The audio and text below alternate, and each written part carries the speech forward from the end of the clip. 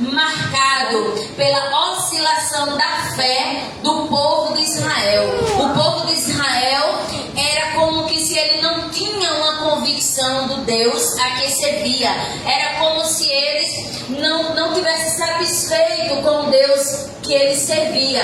E por esse motivo havia essa oscilação. Ora estava em cima, ora estava embaixo, ora acreditava, ora não acreditava mais. E aí o que é que acontecia?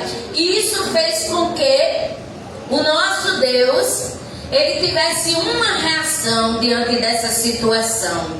Porque a gente costuma dizer: ah, Deus é amor, Deus é bondade, Deus é misericórdia, é longanimidade, Deus é aquele docinho que a gente gosta. Mas a gente esquece que muitas vezes esse mesmo Deus, ele é fogo consumidor, ele é justiça, ele se ira, ele cobra, ele requer de nós. E isso que aconteceu, o povo estava como lá nos tempos de Elias, que o povo estava cocheando entre dois pensamentos, que não sabia se ficava exatamente com Deus ou se ficava com os profetas de Baal e os profetas de Acera. Então eles ficavam em cima do muro. E aí quando Elias é enviado a fazer a proposta do duelo no Monte Carmelo, então quando ele fala, ele diz: vós que cocheais entre dois pensamentos, escolhei hoje se Deus é Deus ou se Deus é Baal. Então naquele tempo aqui da história de Ruth estava dessa mesma forma. O povo estava nessa mesma oscilação. Então o povo na verdade estava querendo as bênçãos de Deus, mas não estava querendo o abençoador. Queria as bênçãos, mas não queria o dono da bênção. E hoje é o que a gente mais vê pelo mundo aí fora. As pessoas querem ser abençoadas, as pessoas querem as bênçãos de Deus, querem milagres, querem curas, mas quando a gente faz o convite, são pessoas que não querem Jesus, que não querem entregar as suas vidas ao Salvador Jesus Cristo. E eles colocam um monte de desculpa: não estou preparado, amanhã, depois, vou dar um tempo. Então inventa várias desculpas para não se aproximar do Deus abençoador. Mas em contrapartida, querem sempre as bênçãos, querem sempre as dádivas vindas de Deus, porém não querem render as suas vidas ao Senhor. E não é diferente daquele povo de Israel. Estava da mesma maneira. O que isso fez? Provocou o castigo de Deus. Está lá em Juízes capítulo 21 e o versículo 25.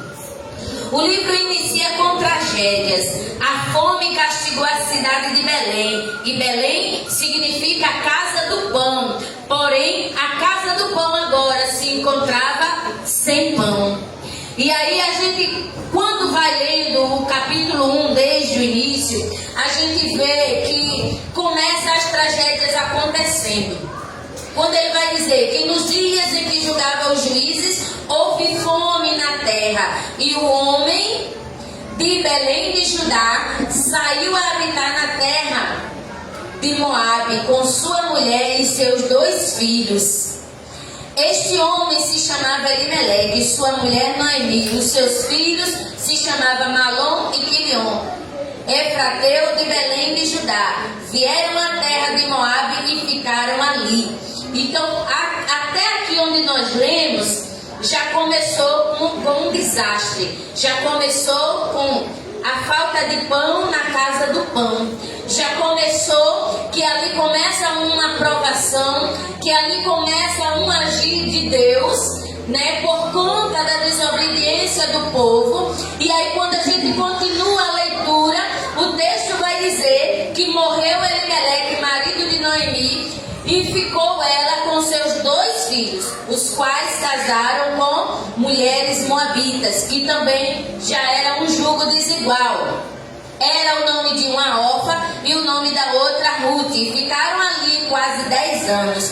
Aí a próxima tragédia que acontece no versículo 5 vai dizer: morreram também ambos, Malom e Quilion, ficando assim a mulher desamparada de seus 2 filhos e de seu marido. Então se dispôs ela com suas noras e voltou à terra de Moabe, porquanto nesta ouviu que o Senhor se lembrara do seu povo, dando-lhe pão.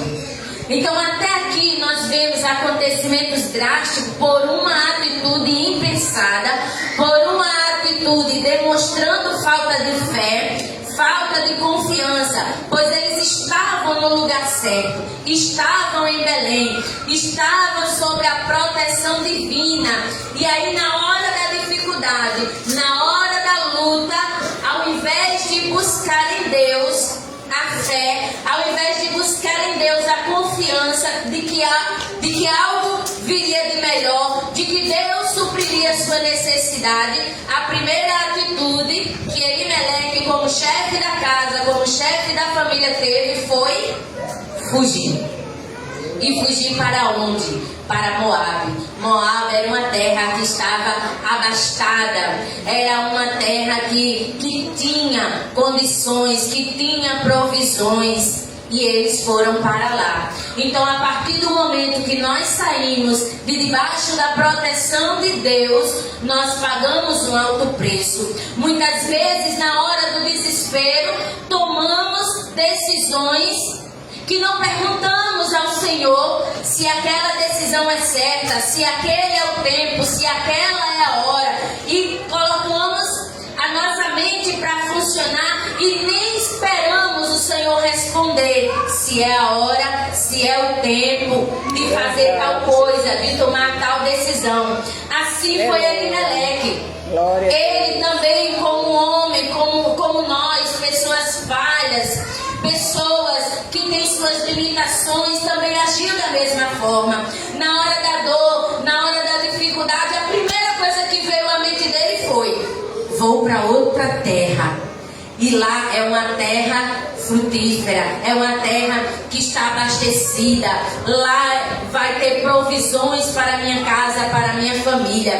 Porém, ele se esqueceu do Salmo 91, que o Salmo 91 vai dizer que aquele que habita no esconderijo do Altíssimo, a sombra do Onipotente descansará. E mais abaixo o texto vai dizer que cairão 1000 ao teu lado, 10.000 à tua direita, mas tu não serás atingido.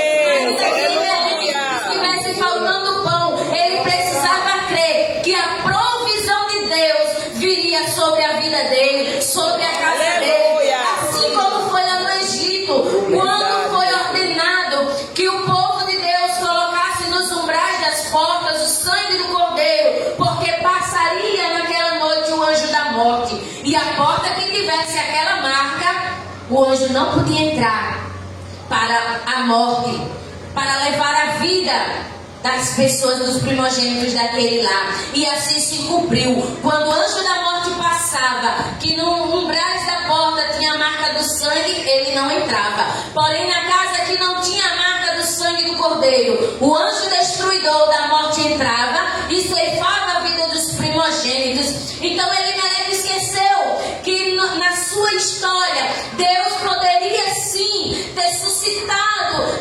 razões, motivos, tocado em corações que levaria para a sua casa a manutenção necessária que ele precisava. Porém, ele esqueceu de pensar que Deus era o Deus provedor e que agiria na sua vida em toda e em qualquer circunstância. E o que foi que ele fez? Como ser humano que ele agiu por sua própria vontade, por suas próprias intenções, pelo seu próprio instinto de provedor do lar, da casa, da família, e disse: vou embora. E foi embora para Moabe. Mas quando nós saímos de debaixo da potente mão de Deus, nós passamos momentos terríveis de luta, de dor, de angústia, de perdas. E as perdas, elas podem ser físicas, materiais, mas podem ser emocionais, elas podem ser sentimentais, elas podem ser a perca espiritual, onde nossa fé fica abalada, fragilizada com as situações. E aí, o que é que ele encontra no decorrer dessa história? O que é que ele encontra? Ele vai encontrar dor, tristeza e amor.